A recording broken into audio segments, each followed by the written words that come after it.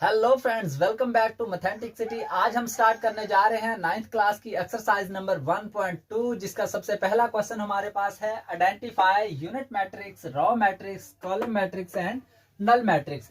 इन matrix के अंदर हमने बताना है कि यूनिट मैट्रिक्स कौन से हैं, रॉ मैट्रिक्स कौन से हैं, कॉलम मैट्रिक्स कौन से हैं और नल मैट्रिक्स कौन से हैं।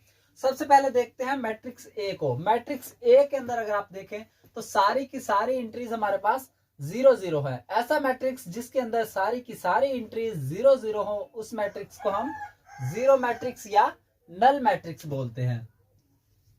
Null matrix.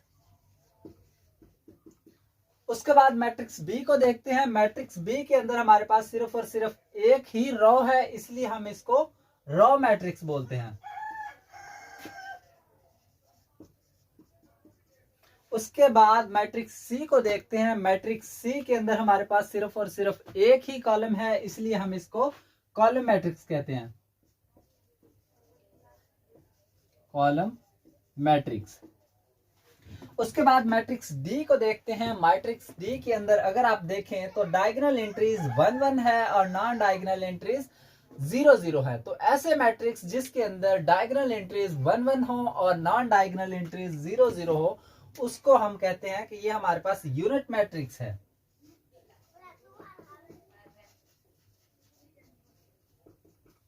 उसके बाद मैट्रिक्स ई को देखते हैं। मैट्रिक्स ई के अंदर हमारे पास सिर्फ और सिर्फ एक ही एंट्री है और वो है 0, तो इसको हम कहेंगे ये हमारे पास नल मैट्रिक्स है। उसके बाद मैट्रिक्स एफ को देखते हैं। मैट्रिक्स एफ के अंदर सिर्फ और सिर्फ एक ही कॉलम है, इसलिए हम इसको कॉलम मैट्रिक्स कहेंगे। मैट्रिक्स। अब चलते हैं इस एक्सरसाइज के नेक्स्ट क्वेश्चन की तरफ, लेकिन उससे पहले अगर आपने मेरे चैनल को सब्सक्राइब नहीं किया तो प्लीज इसको सब्सक्राइब कर दें और साथ में दिए गए घंटे के निशान को दबा दें ताकि मेरी हर आने वाली वीडियो आपको पहले मिल सके।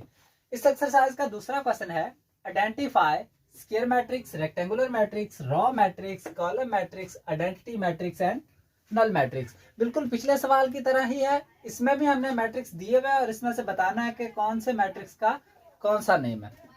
ठीक है, सबसे पहले स्क्वायर मैट्रिक्स देखते हैं कि इन मैट्रिक्स के अंदर हमारे पास स्क्वायर मैट्रिक्स कौन से हैं। स्क्वायर मैट्रिक्स ऐसे मैट्रिक्स होते हैं जिनके अंदर नंबर ऑफ रॉज और नंबर ऑफ कॉलम्स सेम होती हैं। ठीक है, इसके अंदर हमारे पास नंबर 3 और नंबर 4 और उसके बाद नंबर 8, ये तीनों मैट्रिक्स अगर आप देखें तो इन मैट्रिक्स के अंदर हमारे पास नंबर ऑफ रॉज और नंबर ऑफ कॉलम्स इक्वल है। 3, 4 और 8। उसके बाद देखते हैं बी को, यानी रेक्टेंगुलर मैट्रिक्स बी। ये मैट्रिक्स हमारे पास रेक्टेंगुलर मैट्रिक्स है। रेक्टेंगुलर मैट्रिक्स ऐसे मैट्रिक्स होते हैं जिनके अंदर नंबर ऑफ रॉज और नंबर ऑफ कॉलम्स इक्वल नहीं होते। ठीक है, 1 भी हमारे पास रेक्टेंगुलर मैट्रिक्स है, ये भी रेक्टेंगुलर मैट्रिक्स है और 5 भी हमारे पास रेक्टेंगुलर मैट्रिक्स है, 6 भी रेक्टेंगुलर मैट्रिक्स है, 7th भी रेक्टेंगुलर मैट्रिक्स है और 9th हमारे पास रेक्टेंगुलर मैट्रिक्स है। उसके बाद देखते हैं सी को, रॉ मैट्रिक्स। तो ऐसे मैट्रिक्स जिनके अंदर सिर्फ और सिर्फ एक रॉ होती है उनको हम रॉ मैट्रिक्स बोलते हैं। सी। तो इन मैट्रिक्स के अंदर हमारे पास सिर्फ और सिर्फ एक मैट्रिक्स ऐसा है, नंबर 6, जिसके अंदर सिर्फ एक रॉ है। उसके बाद देखते हैं डी को, कॉलम मैट्रिक्स।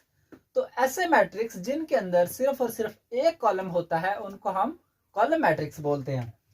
तो इन मैट्रिक्स के अंदर हमारे पास 2 मैट्रिक्स ऐसे हैं, नंबर 2 और नंबर 7।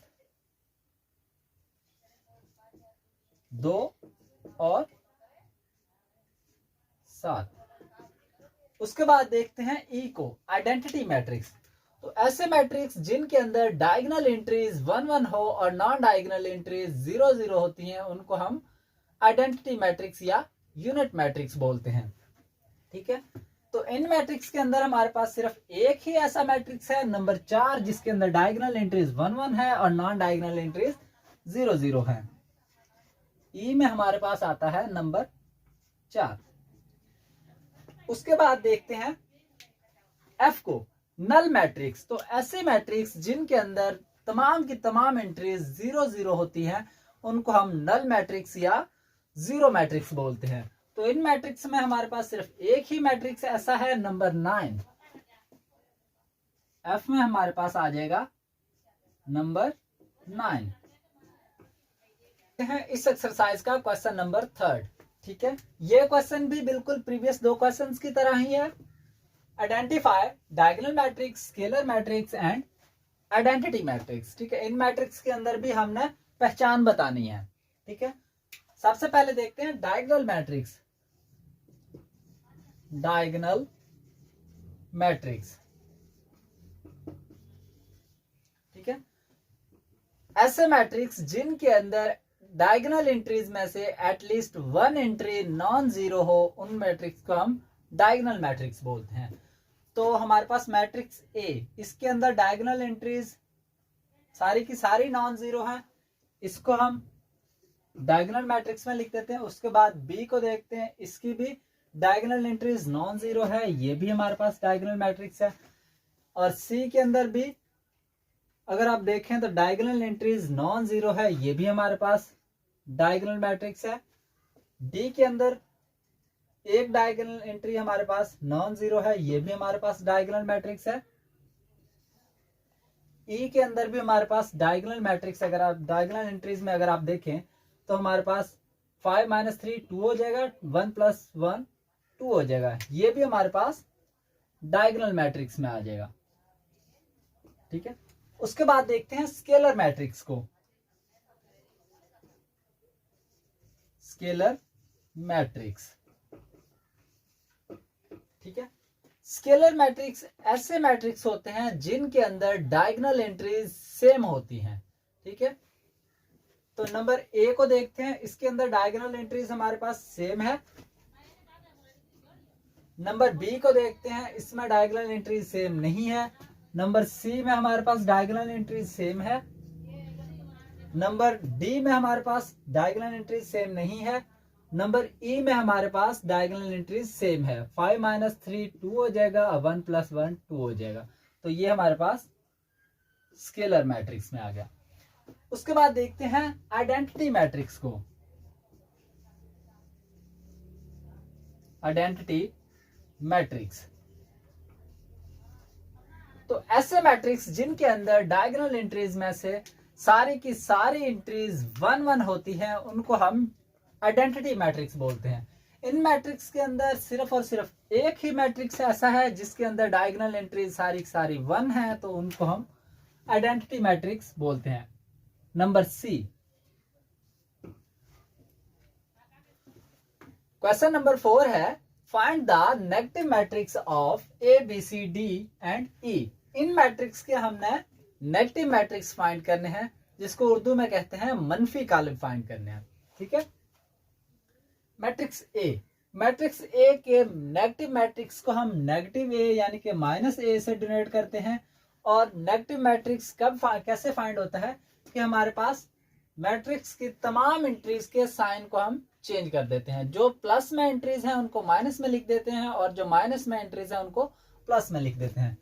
1 हमारे पास प्लस का है तो इसको हम -1 कर देंगे। 0 ± किसी में नहीं होता, 0 0 ही रहेगा। और -1 हमारे पास माइनस का है तो इसको हम 1 लिख देंगे। उसके बाद बी को देखते हैं, बी के नेगेटिव मैट्रिक्स को हम -b से डोनेट करेंगे और इनकी एंट्रीज के भी साइन चेंज करने।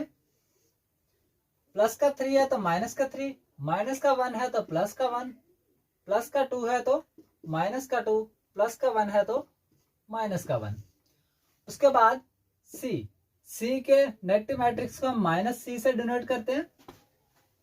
इनके भी एंट्रीज के हम साइन चेंज करेंगे। सारी की सारी एंट्रीज प्लस की हैं तो ये हम माइनस की कर देंगे, -6, -3 और -2।